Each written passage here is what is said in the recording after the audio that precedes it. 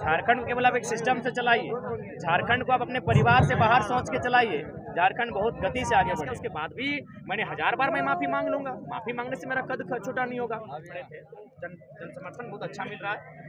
उम्मीद है अपने मेहनत से हम लोग उसे वोट में तब्दील करेंगे कि आपका नेता तो स्कॉर्पियो में हो गया, अब हेलीकॉप्टर में उड़ने लगा। क्योंकि सरकार वोट से डरती है, एक बात आप सीधा जान लीजिए, सरकार वोट से डरती है।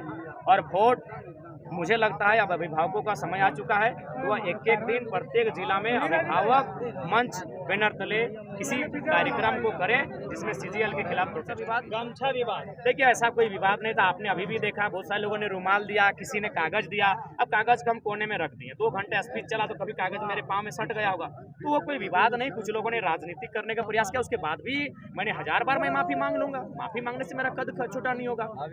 अगर लगता है कि अनजाने में भी मुझसे भूल हुई, जिससे किन्हीं की भावनाएं आहत हुई, तो मैं 1000 बार माफी मांगूंगा। लेकिन एक बात आपसे भी कहना चाहूंगा, जो भी युवा है, आज जो धार्मिक कंट्रोवर्सी होती है आस्था के नाम पर, उसे हम लोग बौद्धिक दिशा में लेके जाना होगा, वैचारिक दिशा में लेके जाना होगा।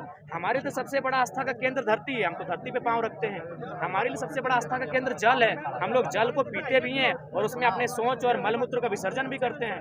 तो इसलिए लोगों को थोड़ा सा जो आस्था के नाम पे एक कंट्रोवर्सी लेके आते हैं, उस पर चिंतन मंथन करने की आवश्यकता है। बाकी पुनः माफी मांगते। देखिए आई वो तो आप लोग भी घर बैठे देख रहे हैं कि साहेबगंज में हमारा जन समर्थन कैसा मिला। साहेबगंज में अगर वहाँ मुख्यमंत्री भी जाते हैं और बीजेपी वाले नेता भी जाते हैं तो बहुत मशक्कत करनी पड़ती है उन सुदूर क्षेत्रों में। गंगा नदी का तट है, लेकिन वहाँ जब हम गए तो पाँव रखने की जगह नहीं थी। मंच हमारा पहली बार टूटा, पानी, बारिश, मूसलाधार बारिश, उसके बाद भी लोग खड़े थे। तो जन समर्थन बहुत अच्छा मिल रहा है। उम्मीद है अपने मेहनत से हम लोग उसे वोट में तब्दील करेंगे। लोकसभा चुनाव में कमियां रही, क्योंकि पहला चुनाव था, हमारे पास हम लोग कैडर तैयार नहीं किए, केवल हम लोग स्पीच दिए और स्पीच से ये वोट आया। पहली बार हिस्ट्री में कि 8.5 लाख वोट आपके स्पीच से प्रभाव से लोगों ने वोट किया है। तो कैडर्स में कमी रही, बूथ मैनेजमेंट में कमी रही। हम लोग बूथ मैनेजमेंट की दिशा में काम कर रहे हैं, कैडर्स की दिशा में काम कर रहे हैं और हर एक समुदाय से उनके बीच जाकर बैठकर वार्तालाप और बातचीत करने का प्रयास कर रहे हैं। देखिए हेलीकॉप्टर हमें भी मिल जाएगा, ऐसा बात नहीं कि हमारे साथी, बहुत सारे साथी इंजीनियर हैं, डॉक्टर हैं और विदेशों में भी काम कर रहे हैं। कोई अच्छा उनका टर्नओवर भी है, लाख, 1.25 लाख, 1.5 लाख, 2 लाख, वे लोग हेलीकॉप्टर मैनेज कर देंगे। लेकिन हमने मना किया है, क्योंकि देखिए होता क्या है कि हमारी जनता भोली वाली है। बाकी जो पॉलिटिशियन है वो क्या करेंगे, इनको मैनिपुलेट करेंगे कि आपका नेता तो स्कॉर्पियो में हो गया, अब हेलीकॉप्टर में उड़ने लगा। तो हम लोग स्कॉर्पियो से ही देख लेंगे जितना एनर्जी है। चर्चा है और चर्चा को खारिज मत कीजिए, चर्चा को चर्चा रहने दीजिए, बिना खर्चा का चर्चा होता है। और दूसरी सीट अभी संभावना रहने दीजिए, और दूसरी सीट की घोषणा 4थे आचरण में किया जाएगा और कल भी हमें लगता है 6-7 सीटों की घोषणा हो जाएगी। 70 सीटों पर हम लोग चुनाव लड़ने जा रहे हैं और हमें आशा है कि 41 का आंकड़ा पार करें। देखिए यहाँ चाचा भतीजा का जो शासन है वो 20 वर्षों से है, 25 वर्षों से है। केवल वो आपसी में पाली बदलने का काम करते हैं, एक बार गेंद इस पाले में, एक बार गेंद इस पाले में। अब वो व्यवस्था रुकनी चाहिए, अब यहाँ बदलाव होना चाहिए।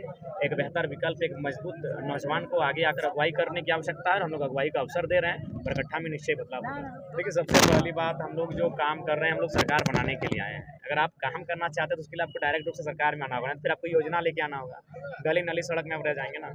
काम अगर आपको करना है तो उसके लिए आपको सरकार में आना होगा, सत्ता में आना होगा, जहाँ से आप नीति नियम 40 सीटों की संभावना लेकर हम लोग आगे बढ़े और उम्मीद है कि राज्य की जनता एक नए दल को नई विश्वास के साथ सौंपे। क्योंकि सरल हम भी हैं, हमसे सरल कोई नहीं है ना। हमारे पहनावा को देखिए, हमारे खान पान को देखिए, हमारे रहन सहन को देखिए, हमारे व्यवहार को देखिए। हम जब लोगों के बीच आते हैं तो हमको लगता है रोज हमको लात जूता खाना पड़ता है, ठोकर खाना पड़ता है, कोई हाथ में तो कोई पाँव में।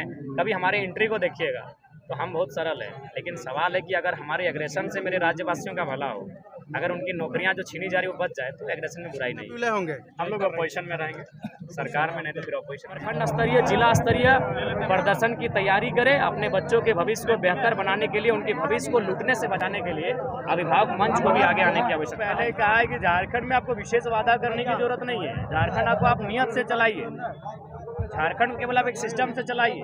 झारखंड को आप अपने परिवार से बाहर सोच के चलाइए। झारखंड बहुत गति से आगे बढ़ेगा। चारों तरफ हरे हरे मैदान है, खेत खलिहान है। तो पंजी 2 का मामला भी प्रकाश में आया है, उस पर भी हम लोग संज्ञान ले लिए हैं। उस पर भी हम लोग निश्चय ही प्रदर्शन करने की तैयारी में है। और जब हम लोग सत्ता में आएंगे तो बाकायदा सीओ को हाजिर होने का आदेश देंगे कि पंचायत में जाके जनता दरबार लगा के जो पंजी 2 की गड़बड़ी का मामला, ऑनलाइन जो मामला आ रहा है, उनका निष्पादन करने का। धन्यवाद।